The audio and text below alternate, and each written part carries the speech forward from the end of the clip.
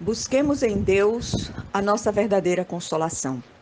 Não queremos, porém, irmãos, que sejais ignorantes com respeito aos que dormem, para não vos entristecerdes como os demais que não têm esperança.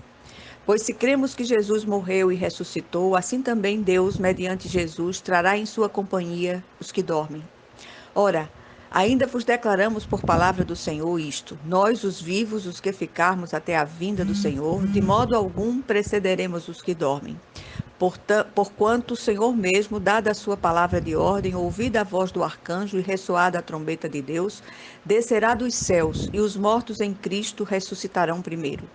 Depois, nós, os vivos, os que ficarmos, seremos arrebatados juntamente com eles, entre nuvens, para o encontro do Senhor nos ares. E assim estaremos sempre com o Senhor. Consolai-vos, pois, uns aos outros com estas palavras. 1 aos Tessalonicenses 4, 13 a 18. Os cristãos de Tessalônica, para os quais Paulo escreveu 2 epístolas, viviam absolutamente em função da segunda vinda do Cristo, ao ponto de muitos ali deixarem de trabalhar porque achavam que Cristo estava às portas, podendo voltar a qualquer momento.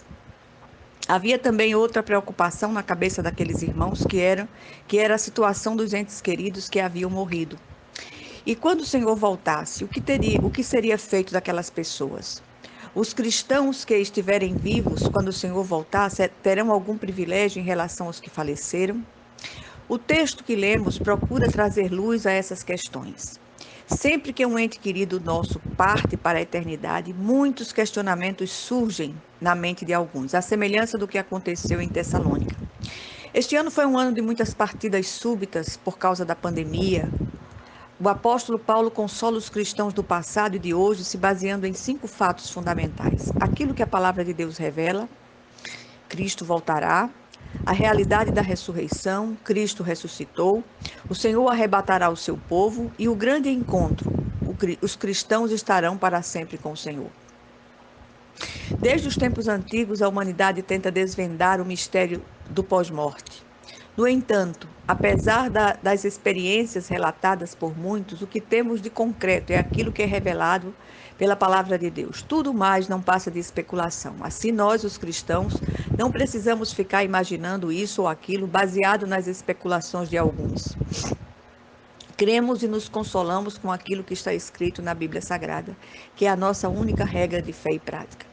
O apóstolo usa aqui o verbo dormir como uma metáfora para se referir aos verdadeiros cristãos que partiram para a eternidade com Cristo. Esse sono refere-se ao corpo, não ao espírito do homem, que ao deixar esta terra, entra imediatamente na presença do Senhor. A realidade da volta de Cristo é um grande consolo em meio à tristeza da partida de um ente querido. Não dizemos que perdemos aqueles que se foram com Cristo, porque sabemos onde estão. Quem pode afirmar isto com clareza? Aqueles que creem em Jesus Cristo e o receberam como Senhor e Salvador. Qual o elo que nos une aos nossos queridos que morreram no Senhor? O vínculo da cruz, por intermédio de Jesus Cristo.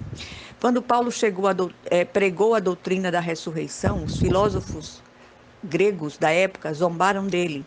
Para aqueles filósofos, como seria possível ressuscitar o corpo já apodrecido e em decomposição?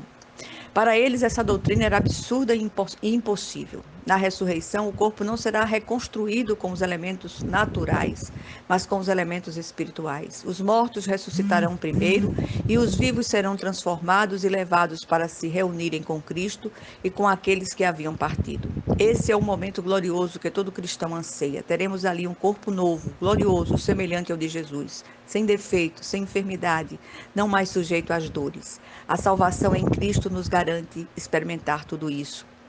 Que seja assim em nome de Jesus Cristo. Amém.